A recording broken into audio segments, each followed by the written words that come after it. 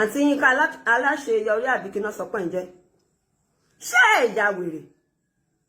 ṣé ẹ bìlífù pé orí yín pé ṣé ayé ò bá ní ṣe yín àǹtí Yinka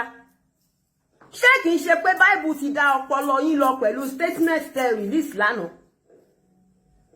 ṣé kì í ṣe pé orí yín ti gbálẹ̀ gbogbo yín you are a very useless people àní yín lásán ẹ̀kan useless ẹ̀ wúlò fún wa wọ́n pa àwọn èèyàn yín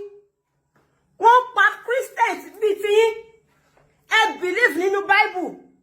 ẹ̀ ń kọ orin èèyàn yín pé torí ó pe Jésù wọ́n dúnbú ẹ̀bí ẹran ẹ̀yin wá ń sọ wípé kó má protest wípé tá bá fẹ́ protest wọ́n tiẹ̀ tún fẹ́ dà nǹkan rú ṣé torí gbogbo àwọn ọ̀dọ́ ìlú ò tí ì jáde síta ṣé torí gbogbo wa ò ti jáde síta ṣé ẹ fọ́ lójú ni àbẹ́ fọ́ lọ́pọlọ ṣé ẹ mọ gbogbo nǹkan tó ń ṣẹlẹ̀ káàkiri ni gbogbo àwọn big pastor yín pátá ni Trump ń retí ní gbogbo ìjọba àgbáyé ń retí tó ń jẹ́ ti Christian pé bóyá wọ́n á sọ̀rọ̀ but because they are very useless because pé àwọn àtàwọn governments they are together wọn ò lè sọ̀rọ̀ they are killing their people gbogbo Èkìtì ń bẹ̀ yẹn àwọn tó kidnap nínú ṣọ́ọ̀ṣì ṣì wà ń bẹ̀ wọ́n ṣì wà nínú ọwọ́ àwọn kidnappers àwọn tọ̀yọ́ ṣì wà ń bẹ̀ lóríṣiríṣi ló tó ń ṣẹlẹ̀ lójoojúmọ́ ọ̀rọ̀ ọlọ́pọ̀lọpọ̀ kò jáde lẹ́nu yín gbogbo àwọn àgbààgbà pásítọ̀ yín tó pe àwọn ní Adébóyè Kúmúyì Oyèdépọ̀ lóríṣiríṣi tó ń ti jẹ dòdò lọ́wọ́ ìjọba tó ń ti sọra wọn dá àkísà lábẹ́ ìjọba tó ń lẹ́nu ọ̀rọ̀ tó ń lè sọ̀rọ̀ tó ń pa gbogbo àwọn èèyàn wọn lójú wọn kí ní àǹfààní pa ní wọn ṣebí Yorùbá sọ wípé tí apá ò bá ṣe é ṣan wàá lè kó sórí táwọn bá mọ nǹkan tí wàá sọ ẹ̀ẹ́dẹ̀ dákẹ́nu yín gbogbo ẹ̀yin olórin pátá tẹ́ pé ayé ní gospel musician ìwọ tó sọ pé òun kọrin Bible ṣebí inú Bible ló ti mọ orin tán kọ jọ ọba Solomon ìgbà táwọn ọ̀tá dìde sí ọba Solomon ṣé ọba Solomon ṣé ó káwọ́ jìrà báyìí ó ń wò ó ń pe Jésù ó ń pe Ọlọ́run ni ló fi borí ogun wọn ni àbí ó bá wọn jà battle face to face battle lọ́jà kọ́lọ́run gan tó ràn lọ́wọ́ kò ní dà fún ẹ abó tí yá wèrè ni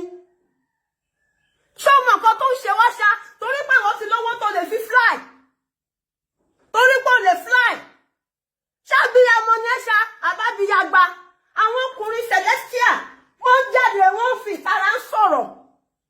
ẹ̀yin obìnrin ẹranko tẹ́ pé ayé lẹ́ranko lórin ẹ̀yin ẹranko lórin ẹ̀yin tọ́lọ́run òpè tó ṣẹ̀gùn lásán lẹ́ni àbí ṣé tó pẹ́ làbí dìde sọ̀rọ̀ akọ̀ ń sọ ni máa ọmọ àgbálùkù yìí kí ló tó kù yìí still ṣe sinagogu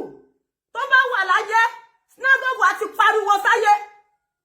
ó wúlò jù yín you are very useless gbogbo yín useless ẹ wúlò fún wa wọ́n pa àwọn ọmọ yín lójú yín you call yourself Christians ọmọ oníṣẹ̀ṣẹ̀ ni mí náà am I a Christian ìwọ wá sọ wípé kọ́ máa protest wọ́n fẹ́ lé Tinubu wọ́n bá fẹ́ lé Tinubu wọ́n lé Tinubu ṣé Tinubu ẹ̀mí Tinubu tó ẹ̀mí gbogbo wa tó ń waste ni we don't have peace of mind àwọn olórí burúkú ni yín àti Yinka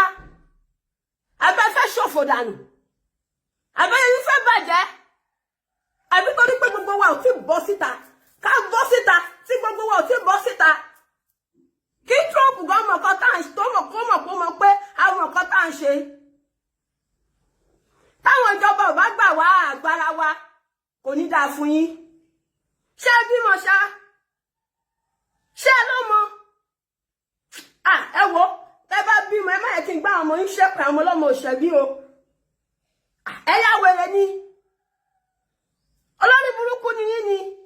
à ń sọ pé kí ìbọn da ẹ̀yin jẹ́ nídìí ìbàjẹ́ ẹni ká máa sọ́pọ́ọ̀tì Tinubu ṣọ́ra sọ́pọ́ọ̀tì Tinubu là ń bá yín sọ abẹ́rẹ́ pa wà lára àwọn tẹ̀ àwọ̀ lára yín gba láti rọ́bà kọ̀ọ̀kan ni